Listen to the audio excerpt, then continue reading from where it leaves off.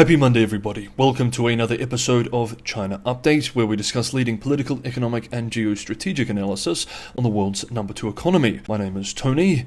Today's episode will be a little bit different. We're going to be focused solely on the structural issue of overcapacity in China, one of China's big systemic crises. Let's jump in. In recent days, 2 excellent articles on China's structural overcapacity crisis have been published, one from the West, the other in China itself. UK-based The Financial Times published a piece called "China Struggles to Break Its Addiction to Manufacturing. Local Governments Are Steering Investment into New Factories, Adding to Overcapacity and Eroding Profit Margins." The piece argues, quote, "Local government officials, desperate to meet their GDP growth targets following a deep property slowdown, are driving manufacturing investment into favoured industries such as EVs, artificial intelligence, robots, batteries, and solar panels.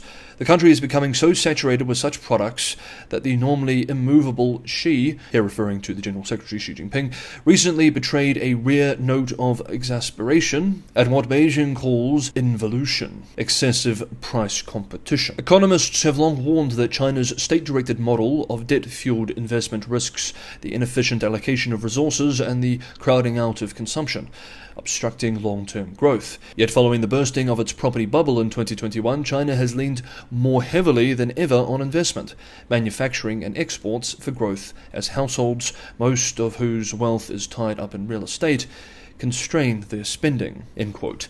On this long article, Peking University Professor of Finance Michael Pettis observed over the weekend, quote, "This very good FT article on China's inability to stop expanding its already excess reliance on manufacturing makes what I think are 2 especially important points. First, that the surge in manufacturing investment in the past 3 to 4 years had nothing to do with Chinese or global manufacturing needs, but was instead driven by the need to externalize the cost of China's property sector collapse.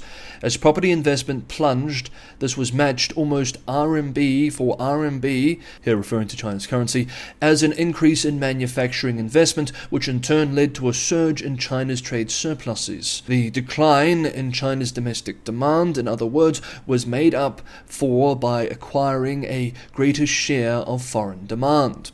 Second, the reason for all this unproductive investment is that local government officials, desperate to meet their GDP growth targets following a deep property slowdown, are driving manufacturing investment into favoured industries. As long as China posts excessively high GDP growth targets, it will be impossible for it to reduce increasingly non-productive investment and slow the resulting rapid rise in debt. But I don't think Beijing is yet willing to give up on its GDP growth targets." End quote.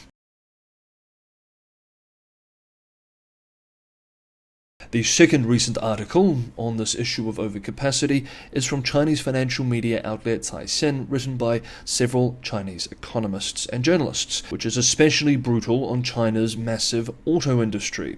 The piece is called "China's Surging Auto Sales Mask an Industry in Crisis." And remember, this is a team of Chinese financial journalists and experts making this claim, not foreign media. Let's examine some of the piece. Quote, "On paper, 2025 is shaping up to be another stellar year for China's auto industry. In the first 6 months of 2025, automakers in China produced 15.62 million vehicles and sold 15.65 million, with both figures jumping more than 10% year on year. But in factory floors, dealerships, and corporate boardrooms across the country, the mood is far from celebratory. While consumers are snapping up ever cheaper cars, the companies that build them are suffering. Auto manufacturers' total profits fell 12% from January through May. Over the past 2.5 years, China's auto industry has been gripped by a relentless price war amid a cycle of self-destructive hyper-competition, termed involution. While price wars are a common feature of commercial competition, in China's case, the price war has failed to achieve one of its supposed outcomes, accelerating industry consolidation. The protracted battle not only threatens automakers' profitability, but also the vast network of suppliers and dealers, creating concerns over the long-term health of the world's largest auto market. The current crisis was years in the making, fueled by the rapid expansion of production capacity backed by government policy and the nation's transition toward new energy vehicles. For over a decade, Beijing nurtured its nascent new energy vehicle industry with generous subsidies, creating a gold rush. Many local governments, eager for investment and jobs, offered lavish incentives to attract automakers. In many cases, car makers didn't have to pay a cent to build new production capacity, said a person familiar with China's auto policy planning. Once production targets were agreed, say an annual capacity of 200,000 units, the local government would fund the factory through its affiliated investment platforms. After years of rapid expansion, most automakers are now mired in overcapacity. By May 2025, China's passenger car inventory had already surpassed 3 million units, and it has remained above that level since, hitting a 5-year high of 3.45 million units in May of this year. With too many factories chasing too few buyers, a price war was almost inevitable. Worse still are the payment terms for companies supplying parts for automakers. What was once a standard 45-day cash payment from foreign joint venture automakers has morphed into a system that can leave suppliers waiting up to 270 days for their money. Dealers are fearing no better, with inventory backlogs rising and cash flow tight.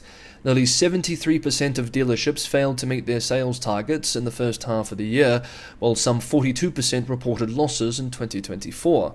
The consensus among industry leaders is that a painful shakeout is both necessary and inevitable to end the chaos. Of the 129 brands selling new energy vehicles in China in 2024, only 15 will be financially viable in 2030. End quote. That represents 88% of industry players failing and collapsing from the market. On this article, veteran China analyst Bill Bishop noted in recent days, quote, "People paying attention knew this was the case, but media being this blunt about it feels a bit like a shift, one that fits with the intensifying campaign, talking up addressing involution and overcapacity." End quote. After more than 2 years of Beijing denying that there is any overcapacity in the country, pushing back against the international accusations used to justify raising tariffs across the world, the situation has got so bad that Beijing has to admit that it is indeed facing this serious structural crisis. Okay, that is today's episode of China Update. Thank you so much everybody for watching. Have a good Monday, have a productive week, and I will see you for a new episode tomorrow.